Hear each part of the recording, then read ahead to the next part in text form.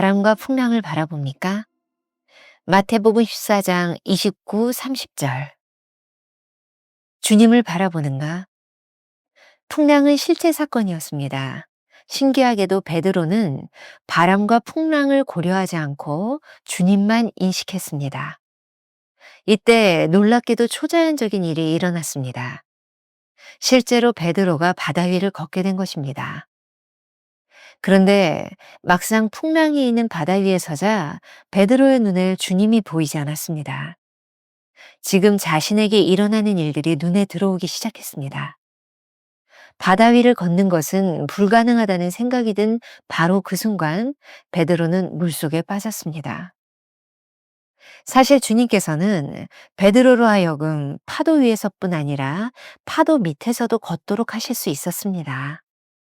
그러나 주 예수님을 인식하지 않는다면 둘 다 불가능한 것입니다. 베드로의 모습이 우리와 꼭 닮아 있습니다.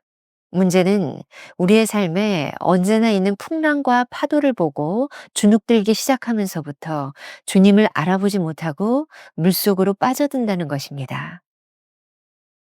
그때 주님은 우리를 꾸짖으십니다. 왜 의심하였느냐라고 말입니다. 우리에게 필요한 것은 실제 상황 가운데서 주님을 계속 인식하는 것입니다. 주님은 우리로 하여금 바다 위를 걷게 하실 수도 파도 밑을 걷게 하실 수도 있는 분임을 기억하는 것입니다.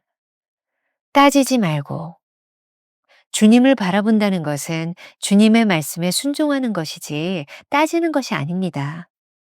절대로 그래 정말로 주님께서 말씀하신 것일까? 라고 의심하지 마십시오. 조금도 주저없이 당장 주님께 자신을 던지십시오. 아무리 작은 음성이라도 그 음성에 응답해 자신을 내던지면 주님의 음성을 더욱 명확히 듣게 됩니다. 작은 순종이 우리를 더 큰 순종으로 이끌어갑니다. 주님의 음성을 듣고도 여전히 따지고 있다면 순종할 의사가 없는 것과 마찬가지입니다. 주님은 물에 빠져가는 베드로의 작은 믿음에 대해 질책하셨습니다. 물 위를 걸을 때 예수님만을 온전히 바라보았던 베드로는 시선을 빼앗겨 두 마음을 품은 상태가 되자 물에 빠졌습니다. 우리가 처한 실제 상황 가운데서 예수님을 계속 인식하며 온전하게 주만 의지하십시오. 김병삼 목사의 매일 만나 365, 오늘은 6월 18일 바람과 풍랑을 바라봅니까? 이런 제목으로 말씀을 나누겠습니다. 첫 번째 주제, 주님을 바라보는가? 오늘 본문 마태복음 14장은 잘 알려진 말씀입니다. 풍랑이 있는 바다 위로 걸어오신 예수님을 보고 바다 위를 걸었던 베드로의 이야기입니다. 풍랑은 실제 사건이었습니다. 바람으로 인해 파도가 치고 배가 침몰할지도 모르는 상황이었습니다. 신기하게도 베드로는 바람과 풍랑을 고려하지 않고 주님만 인식했습니다. 영어 단어로 recognize라고 하는데 그런 뜻입니다. 인식했다, 깨달았다. 베드로가 주님만 바라보았을 때 놀랍게도 초자연적인 일이 일어났습니다. 실제로 베드로가 바다 위를 걷게 된 것이죠. 그런데 막상 풍랑이 있는 바다 위에 서자 베드로의 눈에 주님이 보이지 않았습니다. 지금 자신에게 일어나는 일들이 눈에 들어오기 시작한 것입니다. 인간이 풍랑이 있는 바다 위를 걷는 것은 불가능하다는 생각이 든 거죠. 바로 그 순간 베드로는 물속에 빠지기 시작합니다. 그 이유에 대하여 챔버스는 이렇게 말하고 있습니다.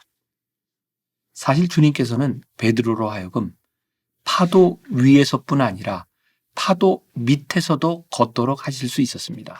그러나 주 예수님을 인식하지 않는다면 둘 다 불가능한 것입니다. 베드로의 모습이 우리와 꼭 닮아 있습니다. 우리는 문제가 생기면 주님께 달려갑니다. 그런데 달려가서는 막상 자신을 둘러싸고 있는 여러 가지 형편들을 고려하기 시작합니다. 그렇기 때문에 주님 앞에 서 있는데도 여지없이 물속으로 빠져들어갑니다. 오늘 묵상이 우리에게 주는 교훈입니다. 우리의 삶에 풍랑과 파도는 언제든지 있습니다. 문제는 그것을 보고 주눅 들기 시작하면서부터 주님을 알아볼 수 없다는 것입니다. 그때 주님은 우리를 꾸짖으십니다. 왜 의심하였느냐? 라고 말입니다. 우리에게 필요한 것은 한 가지입니다. 우리가 처한 실제 상황 가운데서 주님을 계속 인식, recognize 하는 겁니다. 주님께 온전히 우리의 주의를 기울이는 것입니다. 주님은 우리로 하여금 바다 위를 걷게 하실 수도 파도 밑을 걷게 하실 수도 있는 분임을 잊지 않고 기억하는 것입니다. 한국 교회에서 참 많이 부르는 찬양 중에 하나가 주님여 이 손을 꼭 잡고 가소서라는 찬양이 있습니다. 우연히 어떤 글을 읽다 이 찬양이 만들어진 배경에 대하여 보게 되었습니다. 1900년대 미국 시카고에 크리스천 음악인 톰 돌시라는 사람이 있었습니다. 그는 재즈 피아노이스트이자 작곡가였는데 어느 날 차로 5시간 거리에 있는 세인트 루이스라고 하는 한 교회에 초청을 받아 집회를 인도하게 됩니다. 그러다 임신 9개월인 아내가 건강상의 문제로 위험하다는 전보를 받습니다. 한참을 고민하던 그가 집회를 마저 인도하고 시카고의 집으로 도착했는데 그때 이미 아내와 아이는 숨을 거둔 후였습니다. 그 순간 그는 왜 주님? 이라고 부르짖었습니다. 주의 말씀을 증거하고 찬양하기 위해서 갔는데 왜죠? 라는 질문은 수개월 동안 그를 방황하게 만들었습니다.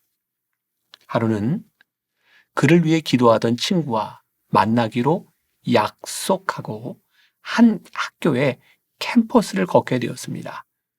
눈이 내리고 있었는데 교정을 걷다 선명하게 새겨진 글씨를 보게 됩니다. Take my hands, precious Lord. 이런 문장이었습니다. 주님, 귀하신 주님, 내 손을 붙잡으소서. 그는 바로 가까운 데 있는 피아노에 앉아 생각나는 대로 찬양을 부르기 시작했습니다.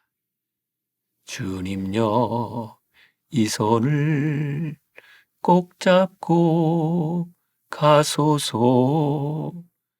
약하고 피곤한 이 몸을 폭풍우 흑암 속 해치사 빛으로 손잡고 날 인도하소서. 인생이 어렵고 고난이 겹칠 때 주님요 날 도와주소서. 외치는 이 소리 귀 기울이사 손잡고 날 인도하소서. 우리가 기억해야 될 한 줄 노트. 우리의 최선은 폭풍우와 흑암 속에서도 주님만 바라보는 것입니다. 두 번째 주제, 따지지 말고. 오늘 묵상에서 챔버스는 주님을 바라보는 태도에 대해서 말하고 있습니다. 주님을 바라본다는 것은 주님의 말씀에 순종하는 것이지 따지는 것이 아닙니다. 챔버스가 이렇게 말합니다. 절대로 그래, 정말로 주님께서 말씀하신 것일까? 라고 의심하지 마십시오.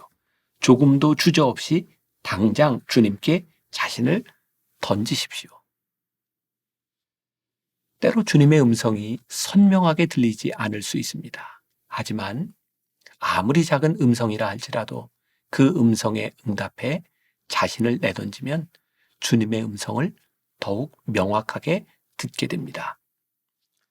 작은 순종이 우리를 더 큰 순종으로 이끌어간다는 사실을 명심해야 합니다. 주님을 인정한다고 하면서 아무것도 하지 않는다면 실제로 인정하는 것이 아닙니다. 주님을 믿는 믿음은 우리의 관념에만 머물지 않습니다.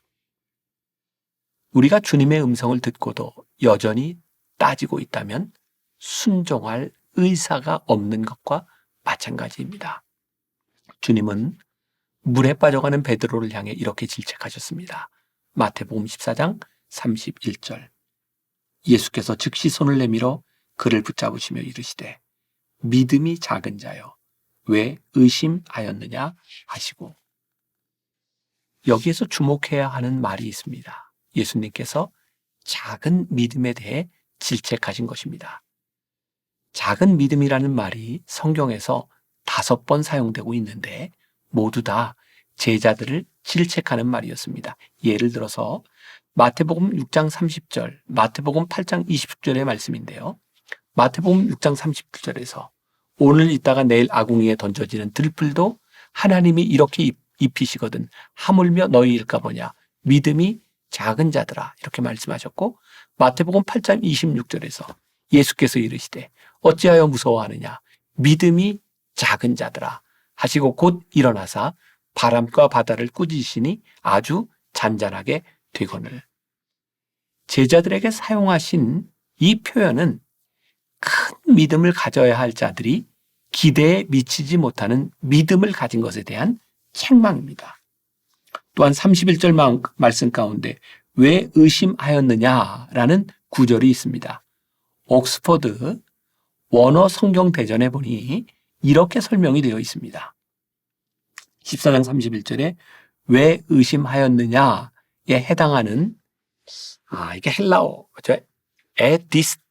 에디스타사스라고 하는 말의 원형 디스타조라는 말은 2번이라는 뜻이 있는데, 디스에서 유래하여 마음을 한결같이 가지지 못한 상태를 가르치고 있습니다. 즉 이는 처음 생각이나 각오를 버리고 중간에 방향을 선회한 경우, 바로 이것이 의심하다라는 말로 사용되고 있다는 말입니다.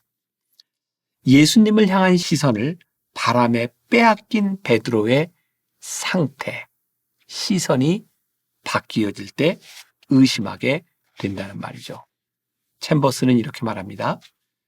우리가 처한 실제 상황 가운데서 예수님을 계속 인식하며 온전하게 주만 의지하십시오. 믿음과 의심의 원어 의미를 살펴보면 본문의 의도와 챔버스의 묵상 포인트를 잘 이해할 수 있습니다. 베드로가 물 위를 걸을 때는 예수님만 온전히 바라보았지만 시선을 빼앗겨 두 마음을 품은 상태가 되자 물에 빠진 것입니다. 믿음이 의심으로 바뀔 때 물에 빠지게 된 것이죠. 자, 오늘 우리가 기억해야 될 한 줄 노트. 두 마음을 가지지 않고 오직 주님만 바라보는 것이 순종의 삶을 사는 태도입니다. 오늘 하루 이런 질문을 가지고 살아봅시다. 오늘 당신은 어디에 마음을 빼앗기고 있나요? 혹시 그것이 당신의 믿음을 흔드는 것은 아닐까요? 기도하겠습니다. 베드로의 모습을 볼 때마다 꼭 우리의 모습을 보는 듯합니다. 어느 때에는 믿음이 있는 듯 보였으나 풍랑과 바람을 바라보며 그 믿음이 흔적조차 없이 사라지는 그 모습들이 우리의 모습인 듯합니다. 주님께서 베드로를 꾸짖으셨습니다. 믿음이 작은 자여 왜 의심하느냐. 의심은 주님을 향해 했던 내 마음이 세상을 바라보는 것, 주님을 향한 시선을 놓치는 것이 의심입니다. 행여라도 오늘 우리 성도들의 삶 가운데 풍랑과 파도를 바라보며 폭풍우를 바라보며 시선을 빼앗기지 않도록 주님을 바라보며 이 믿음을 잃지 않고 살아갈 수 있도록 오늘 우리를 붙잡아 주시고 승리하게 하여 주옵소서. 예수님의 이름으로 기도했습니다. 아멘.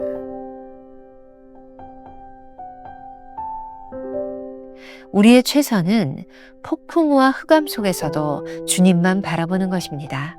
두 마음을 가지지 않고 오직 주님만 바라보는 것이 순종의 삶을 사는 태도입니다. 오늘 당신은 어디에 마음을 빼앗기고 있나요? 혹시 그것이 당신의 믿음을 흔드는 것은 아닐까요?